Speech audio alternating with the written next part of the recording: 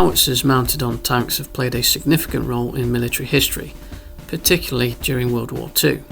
These specialised vehicles combined the mobility of tanks with the firepower of artillery, offering unique advantages on the battlefield. Howitzer-armed tanks were primarily used for infantry support, engaging fortified positions, and providing close fire support in situations where traditional field guns might be less effective. The most notable example of a howitzer-armed tank was the M4 Sherman variant equipped with a 105mm howitzer. This adaptation allowed the Sherman to deliver powerful high-explosive rounds against enemy fortifications and infantry concentrations, while maintaining the mobility and protection of a medium tank. These vehicles were particularly valuable in breaking through defensive lines and supporting infantry advances during the later stages of World War II. While modern main battle tanks have largely moved away from dedicated howitzer armaments, the concept of mobile artillery continues to evolve with self-propelled howitzers and other specialised vehicles. Let's explore the history, advantages and limitations of howitzer-armed tanks and their impact on military operations. The first tank to use a howitzer gun in history was the German A7V Sturmpanzerwagen, which was introduced in 1918 during World War I. This massive tank weighed 30 tons and had a crew of 18.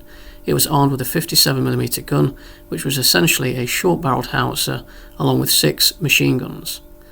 The 57mm maxim-nordenfelt was originally an infantry and fortress gun, developed in the 1880s and chosen as the armament of choice for the A7V. The A7V's design was a response to the British tanks that had first appeared on the battlefield in 1916. While not specifically designed as a self-propelled artillery piece, the A7V's inclusion of a howitzer-like gun marked an important step in the evolution of armoured warfare. It's worth noting that the concept of self-propelled artillery, which combines the mobility of tanks with the firepower of artillery, emerged shortly after. One of the earliest examples was the British gun carrier Mark I, fielded in 1917. This vehicle, however, was more of a mobile gun platform than a true tank.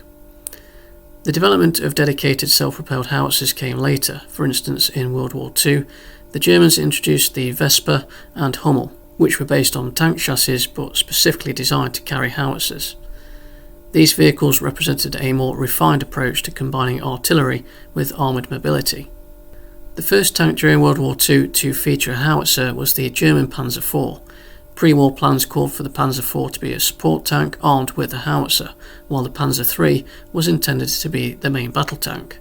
The Panzer IV was designed to carry a short-barrelled 75mm howitzer, which was used for firing high explosive shells to support infantry and combat fortified positions. This made the Panzer IV distinct from other early war tanks that typically featured anti-tank guns. Later on, during the Second World War, the Panzer IV production saw the introduction of an improved turret that could mount more powerful guns for anti-tank capabilities, and so it swapped roles with the Panzer III. The Americans worked on the M8 howitzer motor carriage, also known as the M8 Scott. This was a self-propelled artillery vehicle used by the United States during World War II.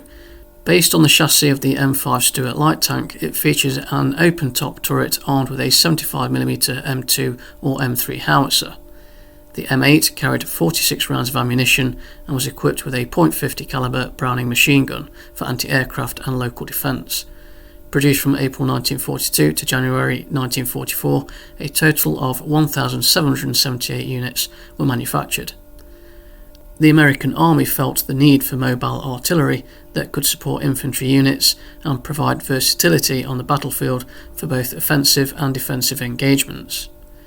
During the Normandy invasion, the American Army introduced the 105mm howitzer to be mounted on M4 Sherman variants.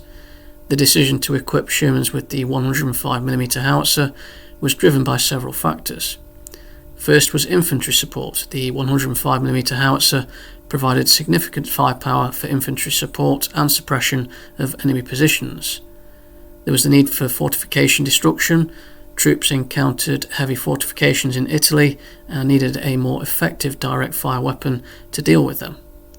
There were limitations of existing artillery. The M7 Priest, which was being used for artillery support, proved poorly suited for the direct fire role often required in combat situations. And there was a need for versatility. The 105mm howitzer equipped Sherman could deliver powerful high explosive rounds, enhancing its effectiveness in both support and assault roles. These 105mm howitzer equipped Shermans quickly proved their worth in combat, replacing the M7 Priest in tank company and battalion support roles. The British Army had the same ideas, equipping some of the variants of Centaurs, Cromwells and Churchills with the 95mm howitzer. They were issued to tank squadrons for versatility, tactical flexibility and infantry support. Usually 2 of these vehicles were assigned to each squadron. Variants of the Matilda II were also armed with a 76mm howitzer for close infantry support. We can't end this chat without talking about one of the most famous assault tanks to feature a howitzer gun, the Soviet KV-2. This formidable tank was armed with an M10 152mm howitzer. This large caliber weapon was designed to fire high explosive shells against enemy positions, making the KV-2 more of a close support and fire support vehicle rather than a direct combat tank. Some early production models of the KV-2 were initially fitted with a 122mm M109 L22.7 howitzer before being upgunned to the more well-known 152mm howitzer. The 152mm howitzer was mounted in a large, boxy turret that gave the KV-2 its distinctive and imposing silhouette, standing at 4.9 metres tall. The use of this powerful howitzer made the KV-2 a formidable assault gun, capable of delivering devastating fire support against enemy fortifications and infantry positions. However, the massive turret required to house this gun also made the tank somewhat unwieldy in battle. Howitzer-armed tanks were largely phased out in armoured warfare after World War II. These vehicles were primarily a product of their time, designed to meet specific needs during the war. The Vietnam War marked the last significant use of howitzer-armed tanks in combat, specifically the M108 105mm self-propelled howitzer. This vehicle was phased out shortly after the war ended. Since then, the trend has been towards multi-purpose main guns on tanks and separate self-propelled artillery units for long-range fire support. For example, the M108 was phased out to be replaced by the higher caliber gunned M109, designed for longer-range artillery support. Modern warfare favours anti-tank capabilities over infantry support roles. Improvements in main gun technology allowed tanks to have both good high explosive and armour-piercing performance, reducing the need for specialised howitzer variants.